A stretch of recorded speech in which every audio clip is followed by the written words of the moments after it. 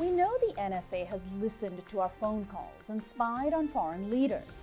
But how did the NSA get so powerful in the first place? Welcome to the Henry A. Wallace National Security Forum. I'm Sonali Kohatkar. The disclosure of the NSA's programs of mass surveillance shocked the nation and gave bragging rights to legions of conspiracy theorists. Here to tell us how the NSA became the powerful agency that it is today is James Bamford. He's the author of The Shadow Factory, the ultra-secret NSA from 9/11 to the eavesdropping on America, and The Puzzle Palace, inside the National Security Agency, America's most secret intelligence organization. Welcome to the program, James. Thanks very much. Well, why don't we begin at the origins of the National Security Agency? How did this agency begin, and how has it been linked to the rise of what we now call the national security state? Well, the NSA began very differently from any other agency in the United States in the whole history of the country. Almost every other agency in the United States, the CIA and every other agency, it goes through a bill in Congress. NSA was never created like that. It was created in absolute secrecy.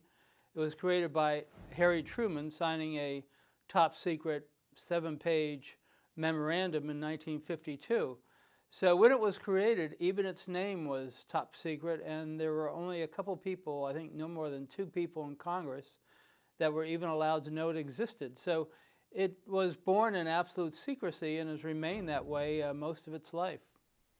And so how did it come to be an organization that became acceptable to have in our political landscape?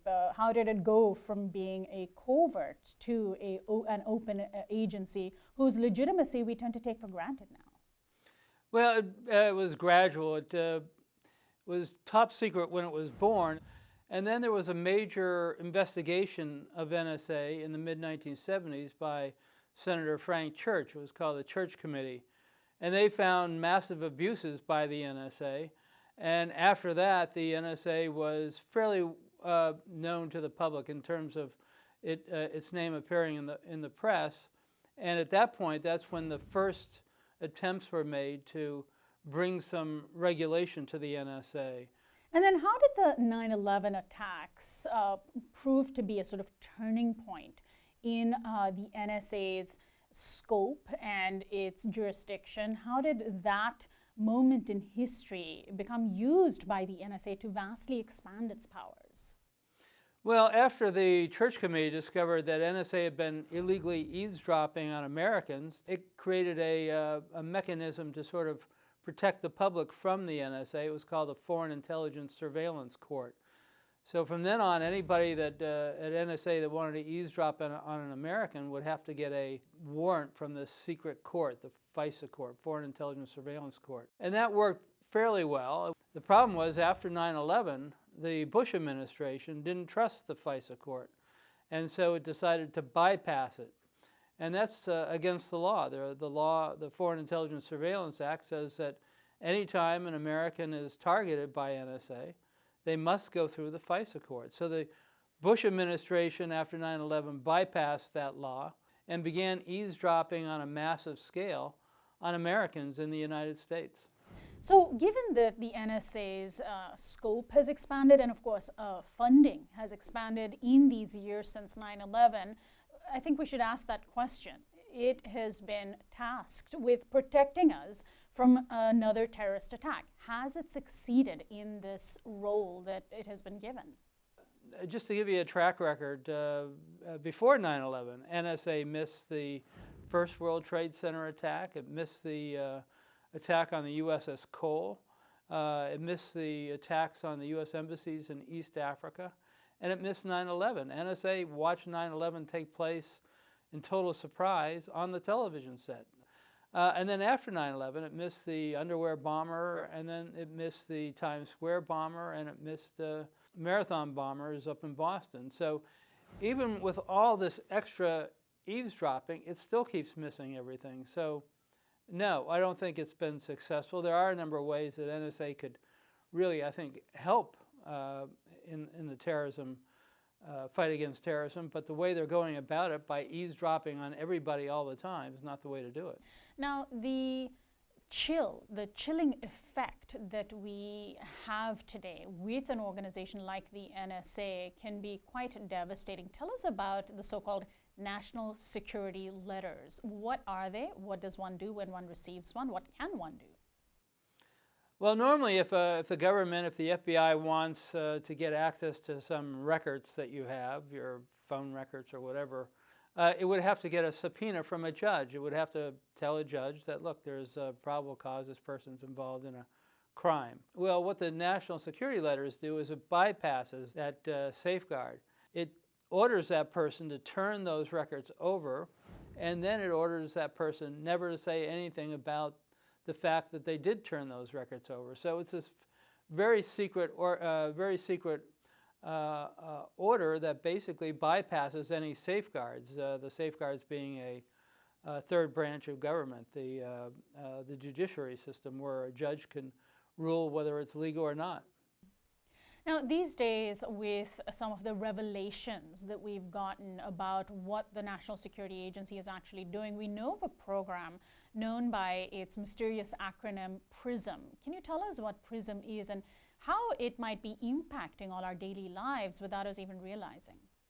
What PRISM is it's a secret cooperation between the major internet companies like Yahoo and Google.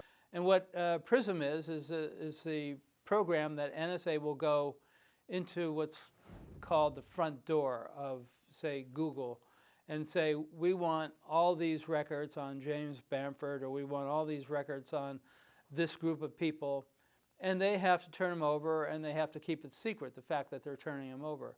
So that's what's known as a front door approach.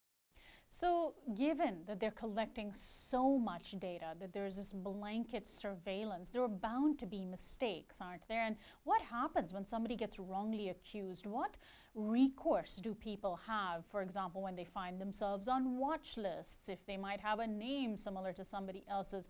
What sort of power do ordinary citizens have over this enormous secretive operation? Well, the problem is a lot of the people won't ever know that they're on a watch list, on a secret watch list. The latest numbers in terms of watch lists, there were something approaching 1 million names on the watch list. The real problem here is that the people who don't know they're on it can really be affected by that without their knowledge. For example, if they have a son or a daughter that wants to go to a service academy like West Point or Annapolis, they may make an application. And when that application comes in, the West Point, Annapolis, whoever gets the application may ask the intelligence community to look through its records, its logs, to see if there's any people on the watch list with this name. And if it turns up, then that person may not get accepted. Same thing if you're applying for a small business administration loan. There's all kinds of ways that you can interact with the government, and the government can secretly find your name on a watch list that may have your name on there accidentally, and you may suffer because of it.